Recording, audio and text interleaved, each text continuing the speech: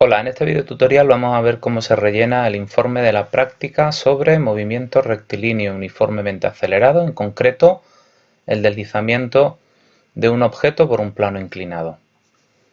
Primeramente escribimos el título de la práctica, a continuación nuestra hipótesis de partida, que es que la velocidad del objeto en su caída va aumentando.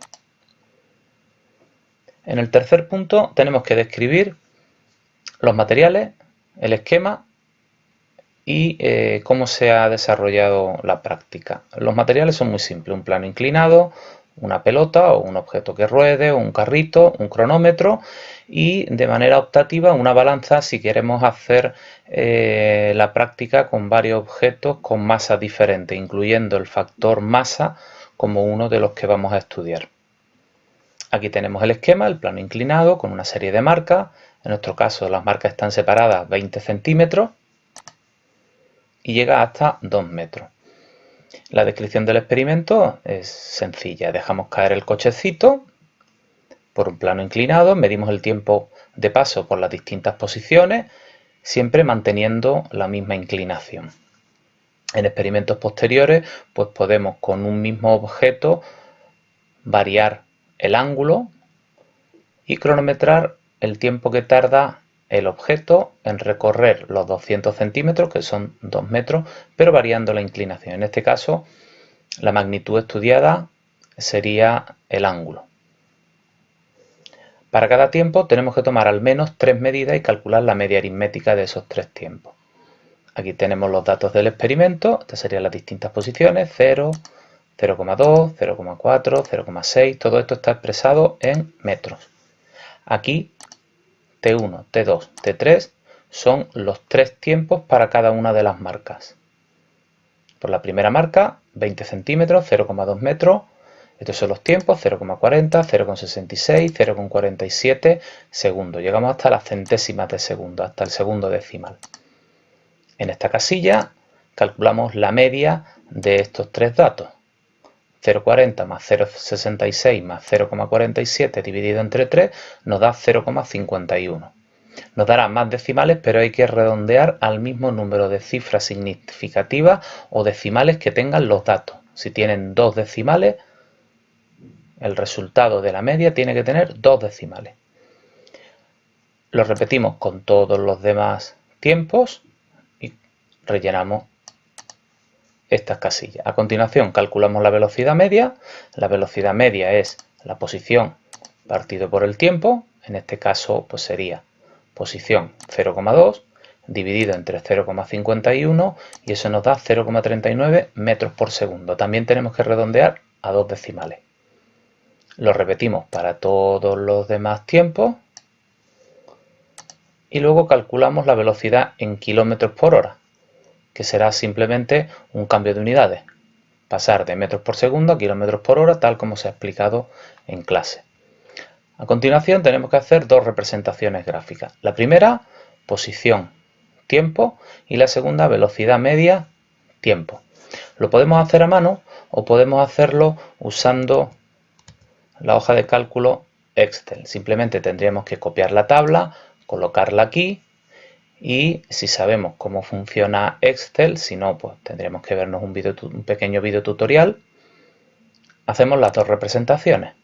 En este caso, esta representación se refiere a los datos de posición y tiempo.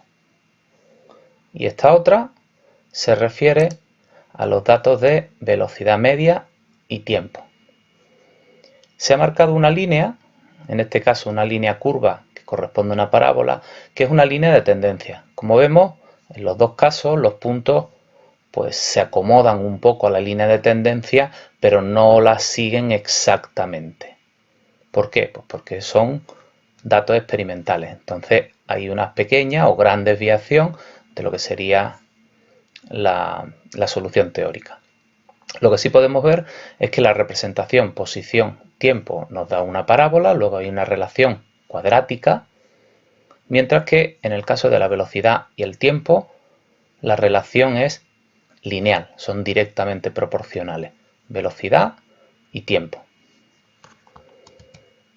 Volvemos a nuestra práctica, aquí tendríamos la primera gráfica, aquí la segunda. Y por último, en conclusiones y demás, pues tendremos que citar fuentes de error, sobre todo tiempos, medición de tiempos, y cómo podríamos modificarlo. En este caso, pues algún mecanismo electrónico, puertas de paso, mediante sensores, etcétera, etcétera, para que los tiempos fueran lo más exactos posible. Tendríamos que incluir las conclusiones deducidas razonadamente de las tablas, lo que he comentado antes, el tipo de relación y proporcionalidad que hay entre las magnitudes que representamos, si son directamente proporcionales o si son cuadráticas. Proponer otros experimentos complementarios, por ejemplo, pues objetos que siendo esféricos pues tengan distintos tamaños, distintas masas. Podríamos también cambiar el ángulo, ver cómo el ángulo afecta o no a la velocidad de caída. Luego la opinión y las propuestas de mejora. A partir de las gráficas se puede interpolar y extrapolar, se pueden obtener datos dentro del mismo rango que hemos estudiado o más allá. Predecir resultados de futuros experimentos y confirmarlos. Y buscar información en internet acerca del tema de nuestro experimento, en este caso la caída por un plano inclinado. Nos llevaría posiblemente a los experimentos de Galileo sobre caída libre y movimiento uniformemente acelerado. Por último, después de corregir los guiones, tengo que hacer algunas observaciones. Primero, sería preferible para próximas ocasiones hacer este trabajo en clase y entregar para disminuir copiarse. He visto que algunos trabajos pues son copias literales unos de otros, no los datos porque los datos son comunes, pero en las conclusiones y demás apartados sí que coinciden demasiado.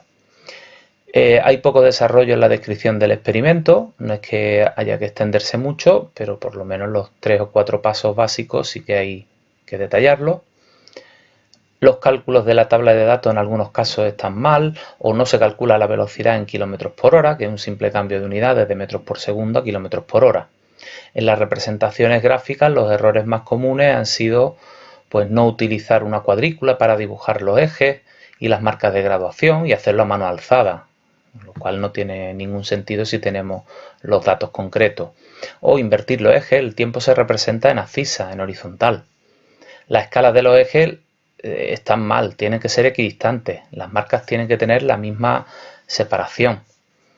Si los datos no son redondos, es decir, que tienen parte decimal, pues los podemos aproximar, o si no, pues representarlos con Excel y es Excel el que se encarga directamente de hacer las representaciones. Experimentos complementarios se pueden hacer con dos canicas, dejándolas caer simultáneamente desde alturas diferentes, cronometrar cada una de ellas, podemos sacar conclusiones. O sea que el plano inclinado la verdad es que da mucho juego para posibles experimentos complementarios. Bueno, y esto es todo. Un saludo, hasta el próximo video tutorial.